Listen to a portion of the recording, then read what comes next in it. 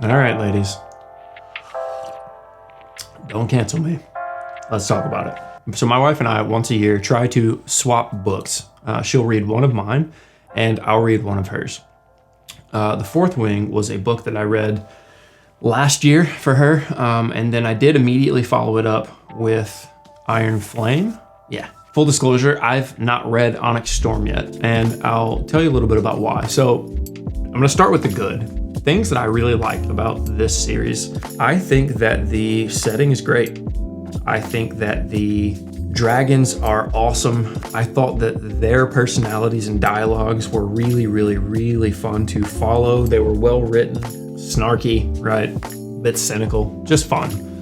I thought that people's powers and the lore and the background, there was a lot to really like here. My issue with this series is the prose. It might be some of the worst that I've read. It was so bad, in fact, that I almost didn't continue reading the first book. I'm glad that I stuck with it because, again, there's a lot to like here.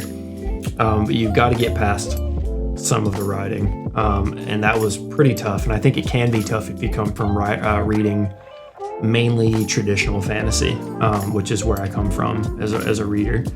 Now, things that I love the idea of like the War College. I love the setting where it's dangerous. I thought that the obstacle courses, the flight training, the combat training, all of these things were really interesting and kept me pretty engaged.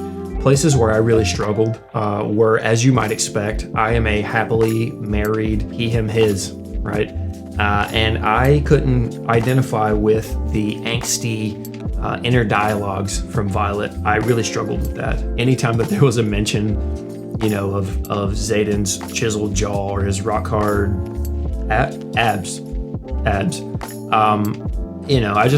it's not for me, right? I'm not the target audience for this. And so I struggled to get through some of those pieces. Specifically her inner dialogues just kind of weren't for me.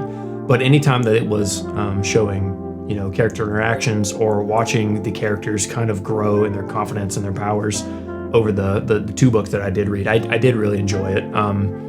I thought that some of the kind of surprise moments were, you were led to them a bit, but they also were appreciated. It was fun to see some of those moments in there. The first two books, honestly, if I had to give a TLDR on this, I really liked the idea. I just wish someone else had the idea and executed it because I thought that the writing was definitely the weakest point in what I read.